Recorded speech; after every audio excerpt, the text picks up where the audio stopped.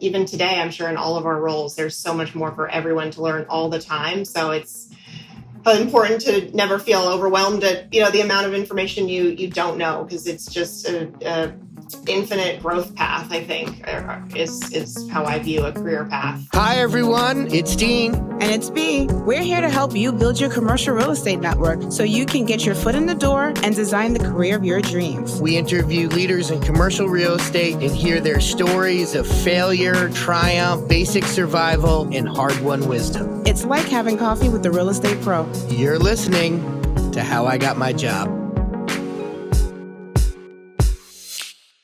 Christine Mays is a senior vice president at Callan, where she advises institutional investors on real assets. An English major with no prior connections to finance, she began her career during the financial crisis, worked her way through graduate school at night, and applied to hundreds of jobs without receiving a single offer. Every opportunity she's ever landed came through relationships, including her role at Callan, which did not exist until they created it for her. Today, we're going to talk about how that actually happens, how you build a network from nothing, recognize your own strengths, and keep going when things are not moving as fast as you hoped. Let's dive right in. Christine, we're so excited to have you join us today. We have only 4 guests this year, and you're one of them. I think that your story is going to really resonate with a lot of the students, because we always tell the students how important it is to connect, networking. And your story in this industry is really all about connecting. So I can't wait to get into it. Christine. Great, me too, B. Thanks so much. Great to be here. Thanks for having me, B and Dean. Before we start, Christine, I think we need, because we just came out of Masters weekend, I think the last time we all hung out was on an epic golf round where I think you might have shot better than Rory did, and B, you were up there with Scotty Scheffler. I thought you were looking good out there. How's your golf game looking? Well, that's very generous of you, I would say. If I did hit the ball, I think it was luck. But I have to say, golf is pretty fun when you are able to hit the ball. Not so fun when you're not. So I think we should get back out there and work on the golf game a little bit more is definitely what I need. I hear you. All right, B, you kick it off. Sorry. Sure. No worries. So, Christine, let's just jump right in. You have this impressive title. Can you tell us what the title is? And for people who have no idea what you're saying, just like yourself, right? We talked about this. You had no idea what this role you're doing in real estate was when you were in college. Can you just walk us through your title and what you do in layman's terms, please? Of course, happy to. My title is, I'm an investment consultant, senior vice president at Callan. We are comprised of over 200 employees headquartered in San Francisco. I myself am located south of Boston on the South Shore. And my day-to-day responsibilities include research coverage, meaning I cover specific areas within real assets, as I sit on a smaller team within Callan of 10 people. And we're divided up by sector and geography and risk return profile to some extent. So what that means is I cover any diversified non-core fund, in other words, any value-add opportunistic real estate fund across the US, including global funds. And I also cover some sector-specific funds as well, including industrial and office. I also have client responsibilities, and Callan operates in a model where we have retainer clients that we help with strategic planning, investment pacing, and due diligence on funds that we find are a good match for our clients' portfolios. And then the research coverage responsibilities, including understanding the universe. So take the industrial sector as an example. My responsibilities include knowing the managers that invest in industrial real estate properties, as well as the demand drivers and macro environment that may affect industrial properties. So, Christine, just so we can talk a little bit more in depth about what you do, how would someone like yourself work with a Northbridge?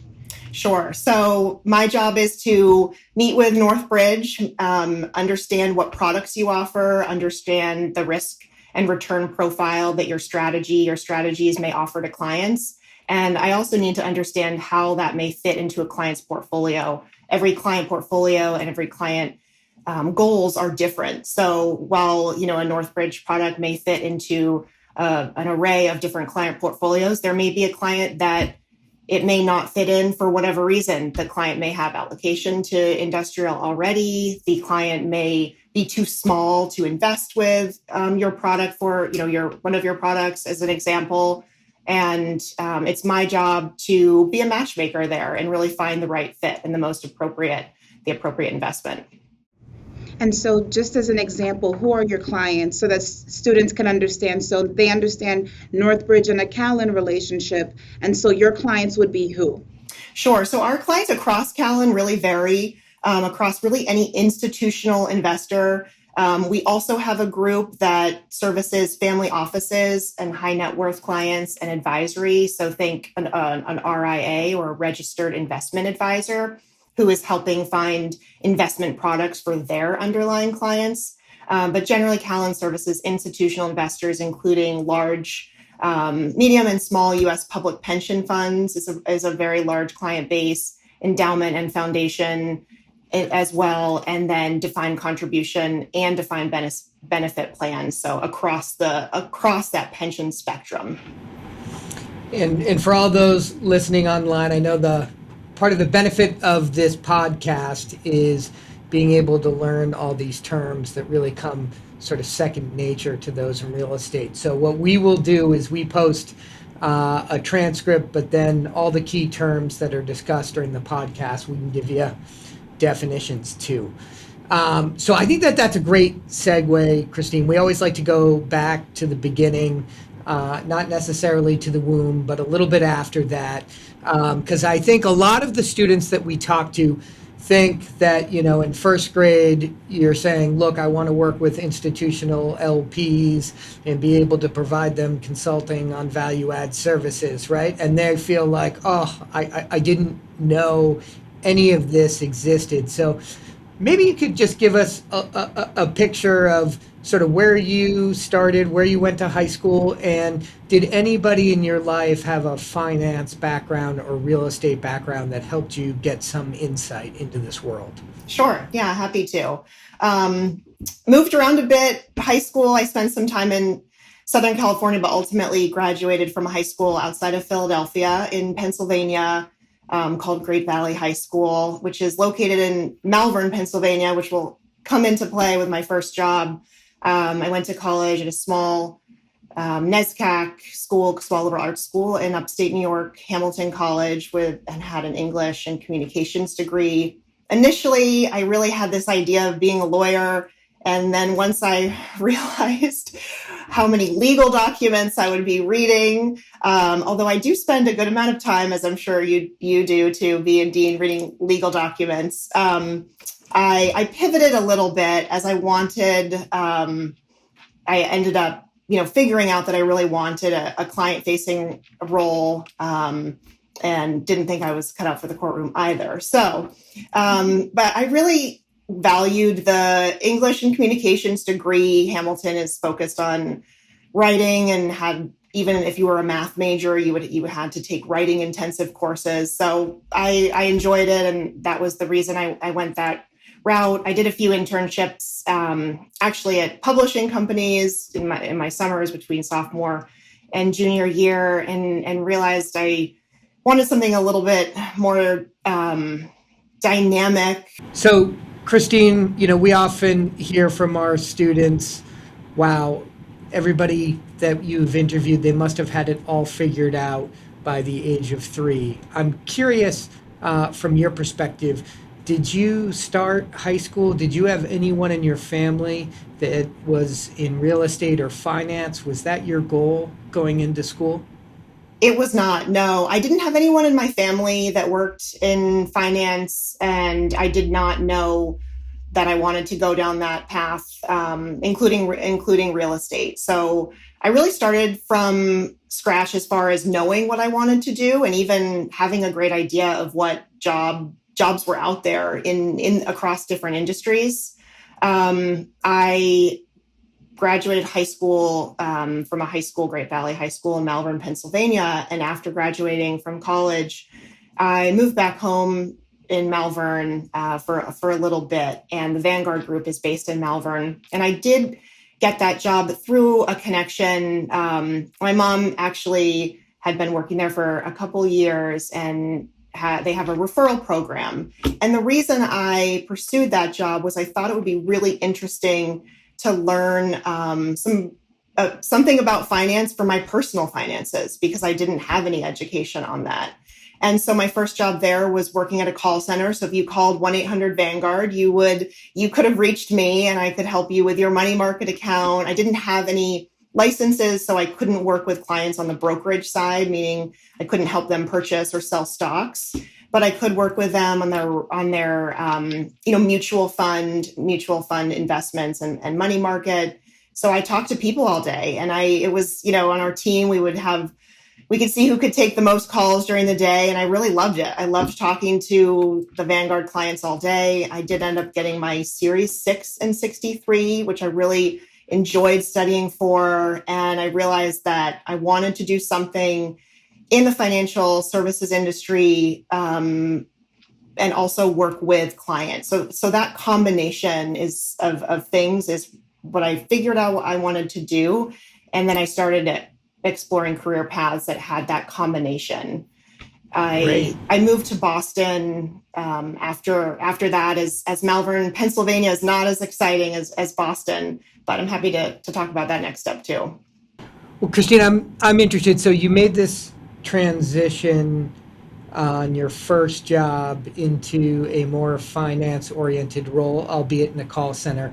But you didn't study finance in college. How did you decide between sort of going with what you studied in college? I know we reach a lot of students in college that may be studying history, sociology, whatever the subject, and they come to a real estate summit and they're saying, "Oh, this is really interesting, but I've already missed the boat." Sure. I would say in response to that, you have definitely not missed the boat. I think there's plenty of people in their career paths. In fact, it's funny, at a lot of the financial services conferences and real estate conferences, I meet more English majors and I was one, English and communications majors, than I thought I would. And it's actually been extremely helpful throughout my career. Later jobs, I was a later career path. I was an investor relations associate at a real estate manager, and that involved a lot of writing. We had to write quarterly reports for clients, and even simple things like responding to emails and writing up client reports and emails as well. I would say that throughout your degree, no matter the major, your students work on critical thinking skills and how to analyze data and how to take data in and think about it and respond to a client or respond internally. I love your story because in the beginning I said that you got a lot of your next steps through someone. So you started with your mom, and then you mentioned going to Boston, but you needed to get a job in order to go to Boston. Can you just talk a little bit about how that next step and what did you do to get there? Sure. I had a couple friends move to Boston, and I was really interested in exploring a new city that I hadn't lived in before. A friend I had gone to college with, her dad worked at State Street, and I had asked her if he might be able to refer me because I saw a job posting online, and State Street, because it's a large organization, has a formal referral program, and you have a better chance if someone internal, whether the job is related or not to the one you want. So I asked if he would be willing to refer me, and we had a quick, phone call introduction. And it was nice to chat with her dad and get to know him. And he referred me to that program, and I ended up getting the job at State Street and moved to Boston. So I love that because there's a lesson learned there that I want to pull out. That peer-to-peer networking is so important. A lot of the times we have students who are just wanting to network up, who can help me, right? And they don't realize that some of their friends have parents that can help, right? And so I wanted to pull that part of out of your story, because when you have first gen students going to college, they need to understand how important it is to get to know their friends and what their parents do, because there might be a relationship there that they can lean on. Dean, please jump in. I'm sure you have stuff to add to that. No, I'm curious because I think B, you hit on it. A lot of our students that we talk to, you know, they're reluctant maybe to press on a friend for a connection, and it takes a lot of nerve in your first time. Be curious what went through your head. Was it just that you were comfortable with a friend? Was it a tough ask to do, or was it an easy ask? I was comfortable with the friend, and I felt like she would tell me if she felt uncomfortable asking. But at that point, on LinkedIn, I used connections if I had a second connection, and I believe that's how I saw that connection, because she was connected to her dad on LinkedIn, and so I saw it was a second connection.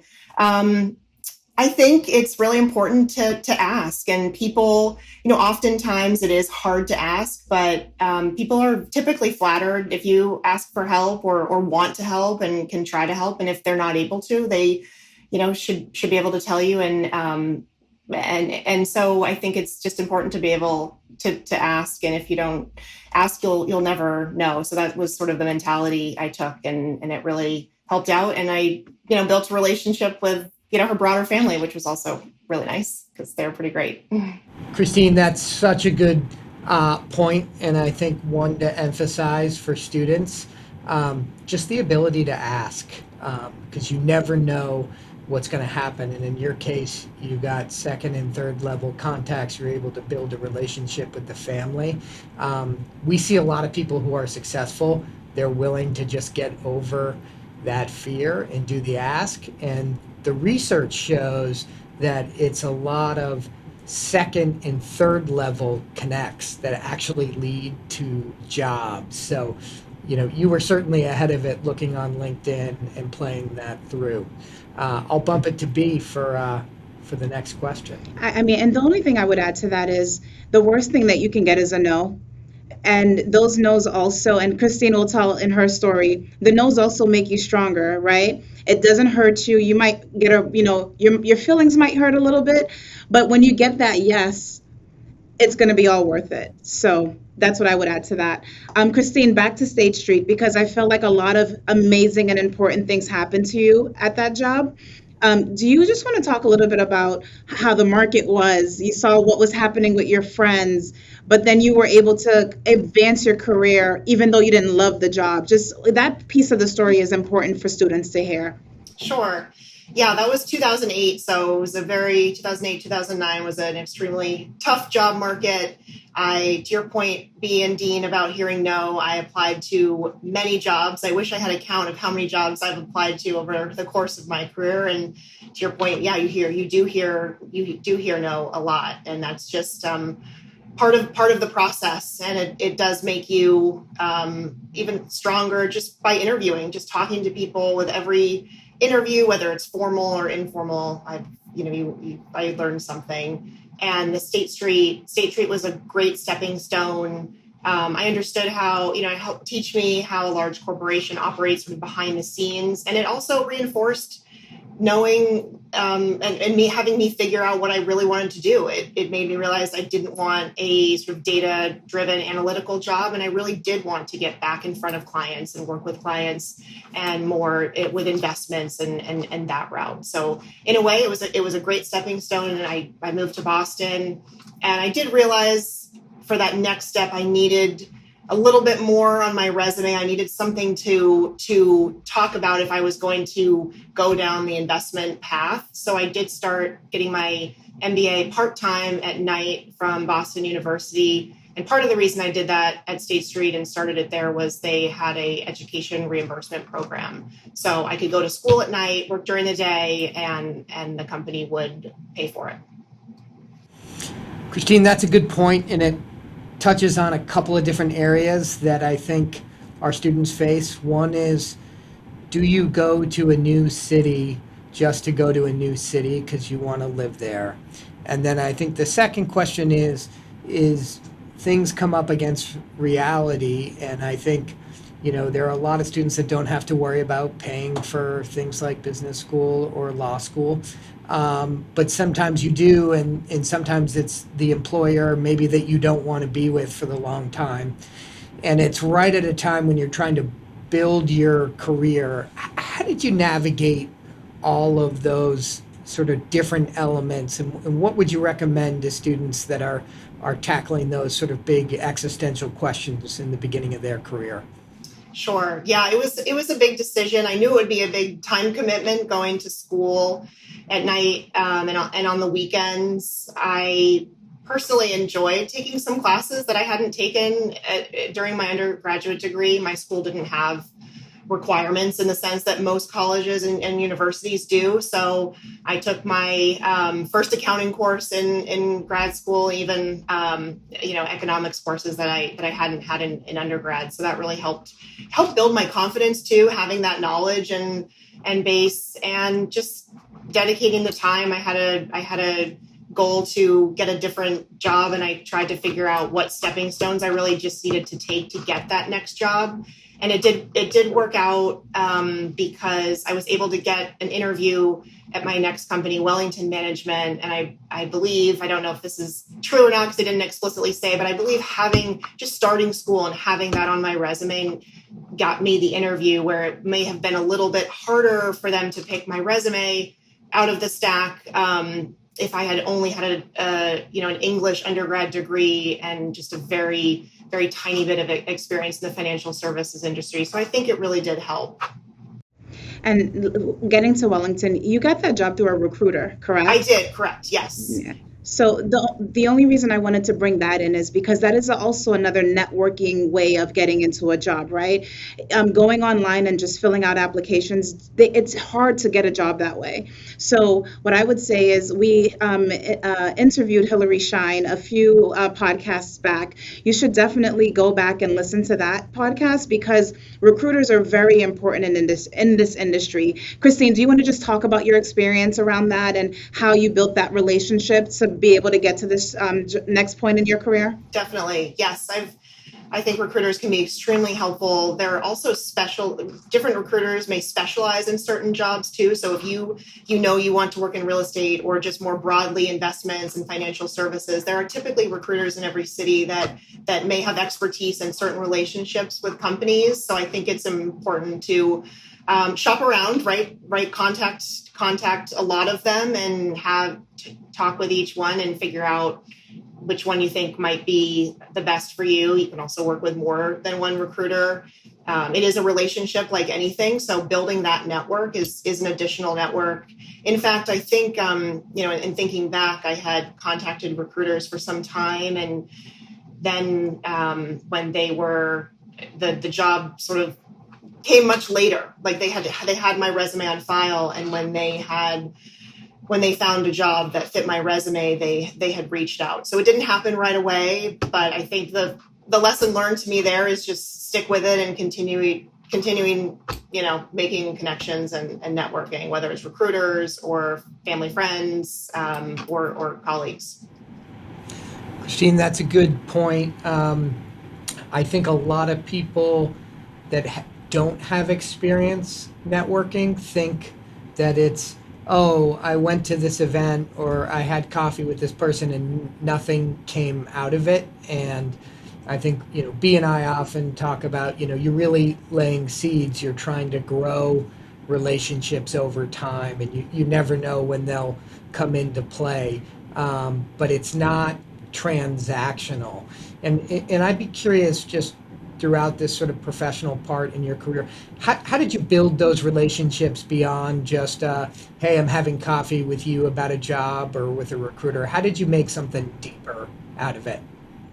Yeah, I really tried to get involved. I think what I found helpful, I tried to get involved at that point in things that were going on in the city, in my city, in whatever city you're in.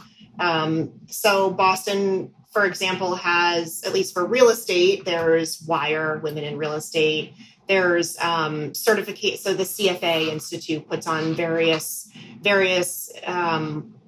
virtual webinars or in-person events that you don't necessarily have to have your CFA or Kaya to attend, which is another certification. So just branching out, and it, with every conversation, right, we can all learn something from everybody. There was always a tidbit of information I could take and learn, and really just thinking outside the box and trying to put myself out there, and doing a lot of online, reading about jobs that are out there and what sounds interesting or not interesting to help me narrow it down a bit too.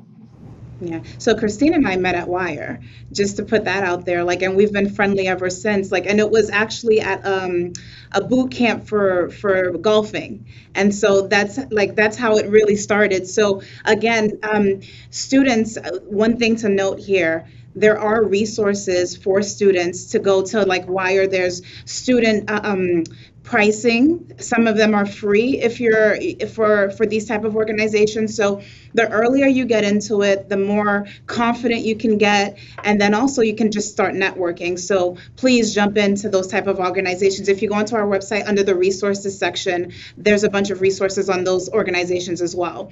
But moving on, you then moved on to Beacon Capital Partners, again through a recruiter. I'm sure the relationship continued. Do you want to just continue to tell us a little bit about how your career progressed at Beacon to get to Callan, which was also an interesting pathway? Sure. Yes. Like we said, I used a recruiter, or a recruiter had helped me place me at Beacon Capital Partners. I started in there and worked there for 8 years in their investor relations group. And it was sort of all the combination of things in a job that I was exactly looking for. And they were looking for someone with a bit of an analytical background or experience, and has some experience in writing as well. So that the match was made there, and it was my first job in real estate. So I did not know anything about real estate, and I applied to a real estate company, and because I had the, basic skill set that they were looking for, they were willing to teach me the real estate piece. So that was definitely exciting. And I learned that, I think maybe the lesson there is those base skills are really important, and like how you can talk about yourself in an interview, and what you've done, what you've written, what you've learned, how you can, apply your current job and experience there, even if it's, not the same as the job you're applying for. Christine, that's a good point. And I think, we work with a lot of students on helping them craft their narrative coming from something that has nothing to do with real estate, but getting into real estate. I'm interested because, that's a pretty big job you stepped into in real estate right out of the get-go as your first time. How did you learn about the industry while being on the job? Did you have mentors that helped you out? It sounds like you've always done a lot of research on your own, but would be curious how you navigated that while at the same time having a lot of duties in your day-to-day job. Yeah, I remember in the beginning, I was given a lot of thick real estate books. So I did do a lot of reading. As an English major, you can probably guess that I kind of liked that. And it was really just observing. I sat with coworkers for hours on end and observing and having them explain what they're doing and why. And it's pretty fascinating, the amount of information I didn't know and have to learn. And even today, I'm sure in all of our roles, there's so much more for everyone to learn all the time. So it's important to never feel overwhelmed at, the amount of information you don't know, because it's just a infinite growth path, I think, is how I view a career path. And just absorbing as much as I could, and helping out and reading and researching on my own. So you were there for 8 years. You learned a lot, obviously, during that time, but then you also met the person who was going to get you into your next career path at your current role at Beacon. Do you want to just tell a little bit about that story? Sure. So I'll try to make it a short one. It's a little bit of a convoluted one, but I lived in a town in Massachusetts where Lauren, who is my now colleague, grew up. I was good friends with her sister and family, and her. She lived in San Francisco at the time, working for Callan at the headquarters. She moved back to Massachusetts. And we crossed paths at Beacon because Callan had underwritten several Beacon products and had common clients. So, and we would also see each other at wire events and other networking events. So our paths just continued to cross. So when I talked to her about the consulting role, which again was a new role to me, did not even know it existed before, I joined Wellington and then Beacon, it just became more and more interesting what she did, being on the other side of things, in other words. So I talked to her, and they did not have an open job posting at the time. Lauren had talked to Avery, our now boss, about the opportunity, and I talked to him during COVID virtually, and started at Callan in 2022. And so again, I want to keep bringing up this string, right? That goes along all of Christine's stories and how she got her jobs. The jobs were really an opportunity for her to reach out to folks, right? And make those connections through people she knew. The job didn't exist, right? And they said, we liked her enough. She was there enough. Again, Dean mentioned opportunity. It meets you where you are. So showing up to those wire events, making sure they kept seeing Christine and, hey, I am interested in putting yourself out there a little bit, right? That's how you got the job. So I want to just tell the students that's really what you should be doing your entire career, even as a student. When you're a student, this is a career. And so you need to be reaching out to folks, networking. That's the most important thing, because as you can see, that's been Christine's way to get a job every time. So Dean, I'm sure you have to add to that, just because that's why Coffee Connectors exists. I think that's right, and it's a good transition for us, Christine, because you're in this really interesting position where you've got a unique vantage point. You meet with all of these leaders in real estate. You're meeting with all of the leaders on the LP side, the investors. So you really get a really good sense of the whole industry. We're also at this point where AI is changing a lot. And I'd be curious what you would recommend to students these days that are worried. Look, is AI just going to take my job? How do I get to be a Christine? How do I get to be one of the people that are in her meetings that are trying to tell her about their company? What would you recommend to students these days that have that fear?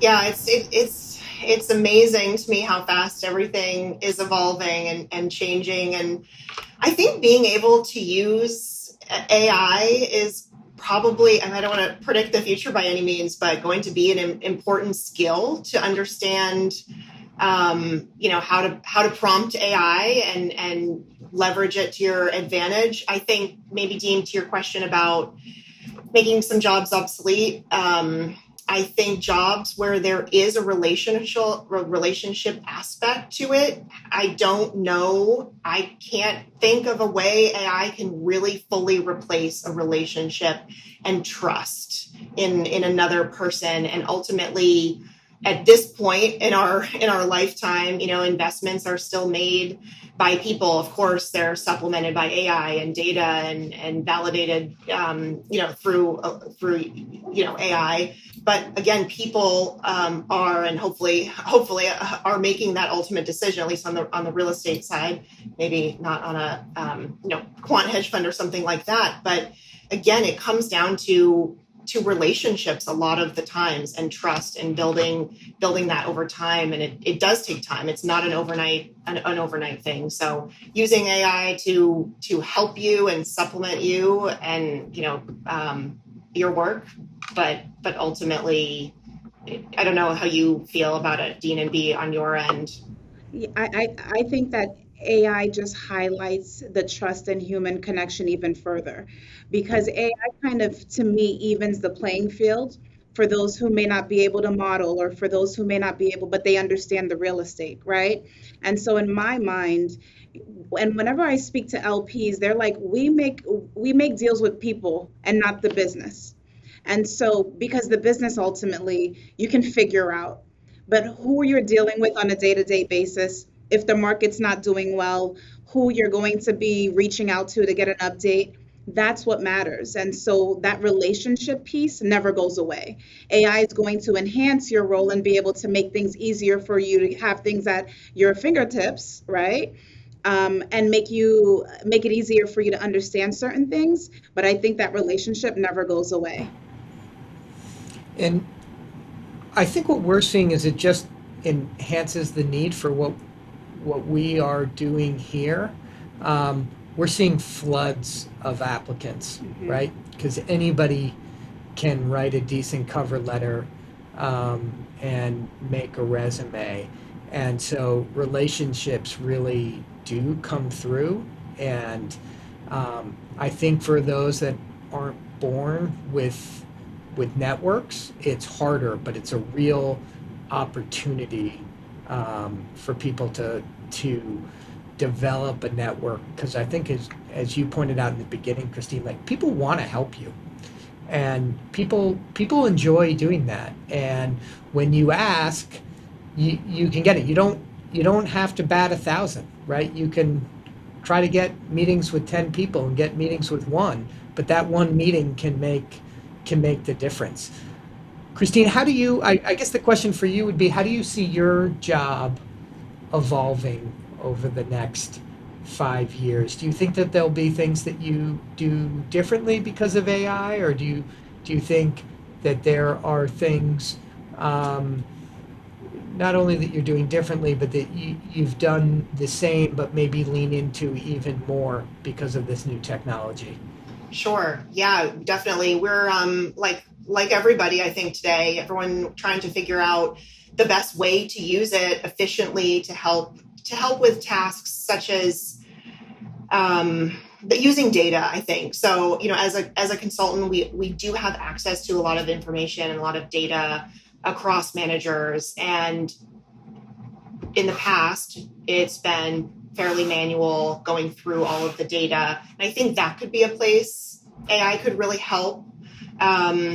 I think on the other side of things, another part of our job is also to write due diligence reports for our clients and deliver a recommendation memo, whether they're searching for a few different managers in a search process and trying to narrow down, 50 managers to 3 managers, or understanding if they should continue to invest with one manager. The report can serve many different purposes. The writing piece, as far as I've seen, of course, AI, can give you a draft of something, but I don't love the writing style. Of course, who knows? It could change next week and become the best writer ever because things change so fast. But it sounds like AI. It does and the critical thinking piece is not there because it's not human. Can it really analyze things the way we can? Maybe, I don't know. But I think for the data piece, it can be very helpful. I'm a little more skeptical or cautious, I should say, on the written piece. Well, let's see how well this ages in 3 years. We'll come back. Yeah, my with this prediction part is of probably it. wrong. But first of all, we want to just thank you for being here today. I think your story is really one of which students should hear about because it just really amplifies how important networking is and how important it is to do it early and as much as possible. Um, I am going to kick it to Dean for our final question that we always ask each guest. But again, thank you again for joining us. We really appreciated having this conversation. Thanks, B. Thanks for having me.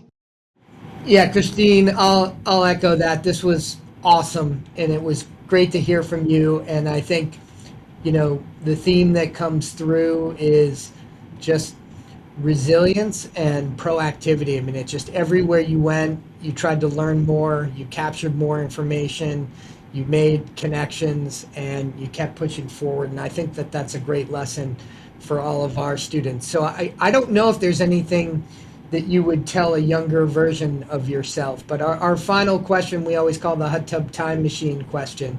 If you were to go back and talk to your younger self graduating from high school and give yourself a piece of advice that you think you might not have had at that moment, but could use, what would you tell yourself? Oh, wow.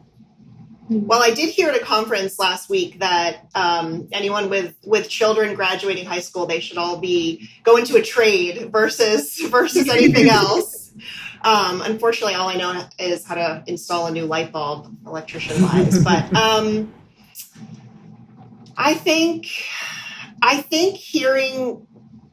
would tell myself hearing no can be a good thing, and hearing no from someone is actually harder than you think. I took a negotiations class in business school, and one of our homework assignments was to have someone tell you no 3 times, different people tell you no 3 times. And if you ask somebody something, they usually say yes. And it was actually hard.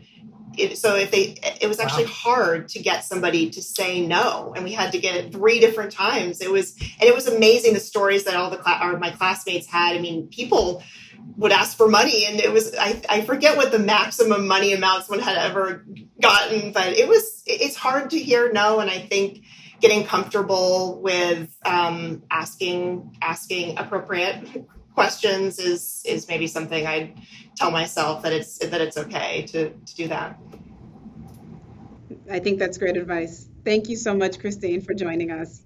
Christine, this was awesome. You rock. Thank you so much. And of course, Christine is a connector. So if you want to connect with Christine, she is here for you. And she has way more advice than what we can do in this time period. So reach out. We'll get you connected. Definitely do that.